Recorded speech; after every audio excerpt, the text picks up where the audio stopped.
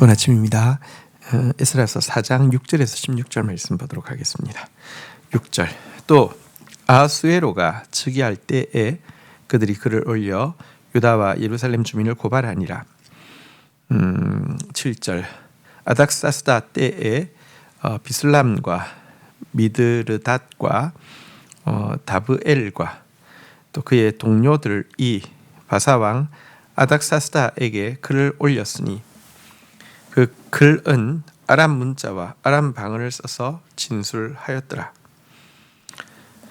자, 6절부터 이제 오늘 본문과 내일 본문 23절까지의 내용은 앞에 나왔던 이제 이 스룹바벨이 성전 공사를 할 때 사마리아 사람들이 방해함으로 말미암아 16년간 미루어진 이것에 대한 후속적인 이야기가 아니라요.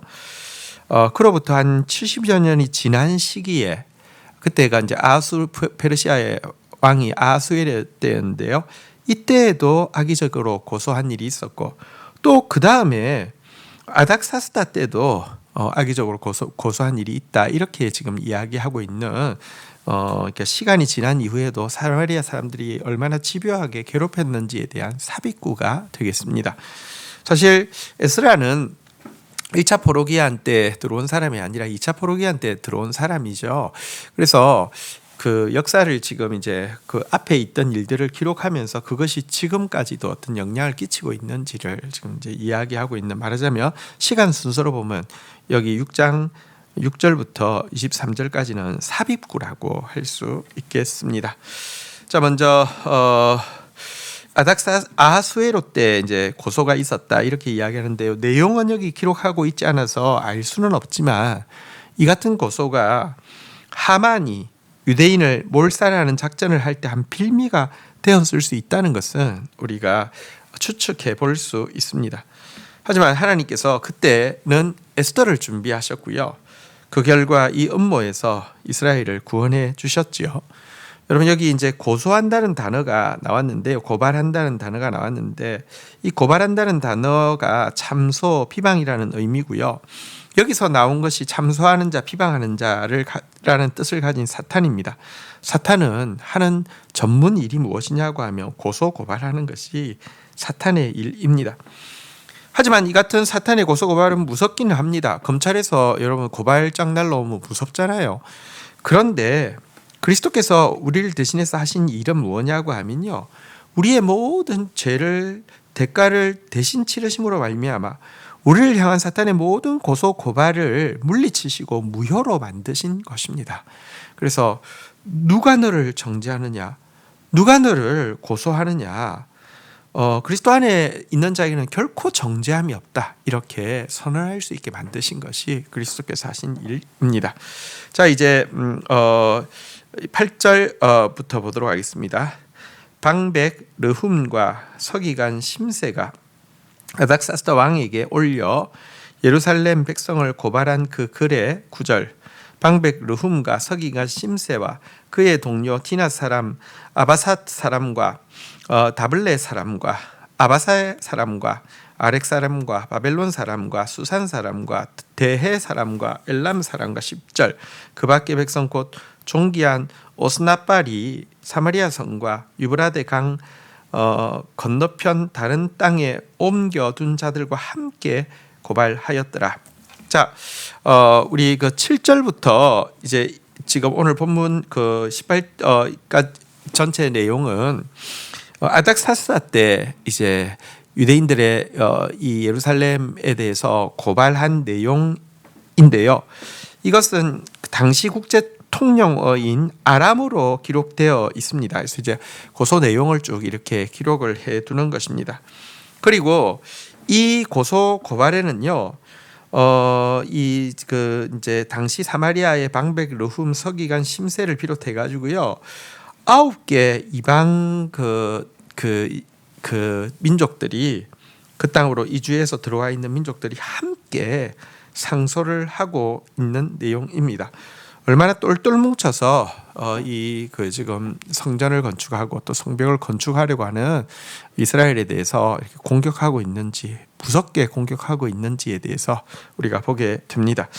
11절부터 한번 내용을 또 보도록 하겠습니다. 아닥사스다 왕에게 올린 그 글의 초본은 이러하니 강 건너편에 있는 신하들은 12절 왕에게 아뢰나이다. 당신에게서 우리에게로 올라온 유다 사람들이 예루살렘에 이르러 이 패역하고 악한 성읍을 건축하는데 이미 그 기초를 수축하고 성곽을 건축하오니 13절 이제 왕은 아시옵소서. 만일 이 성읍을 건축하고 성곽을 완성하면 저 무리가 다시는 조공과 관세와 통행세를 바치지 아니하리니 결국 왕들에게 손해가 되리이다. 14절 우리가 이제 왕궁의 소금을 먹음으로 왕이 수치당함을 참아보지 못하여 사람을 보내어 왕에게 아뢰노니 15절 왕은 조상들의 사기를 살펴보시며 그 사기에서 이 성읍은 패역한 성읍이라 예로부터 그 중에 항상 반역하는 일을 행하여 왕들과 각도에 손해가 된 것을 보시고 아실지라 이 성읍의 무너짐도 이 때문이니이다. 16절 이제 감히 왕에게 아뢰오니 이 성읍이 중건되어 성곽이 준공되면 이로 말미암아 왕의 강 건너편 영지가 없어지리이다 하였더라. 자, 아람으로 기록된 아닥사스다 때 올려진 이 조서의 그러니까 이 고발장의 내용을 우리가 보았습니다. 고발장의 내용은 만약에 지금 예루살렘 성벽 재건이 시작되었는데 이게 완성이 되는 날에는 그때부터 이 이스라엘 백성들은 조공과 관세와 통행세를 바치지 않을 것이다 라고 이야기합니다.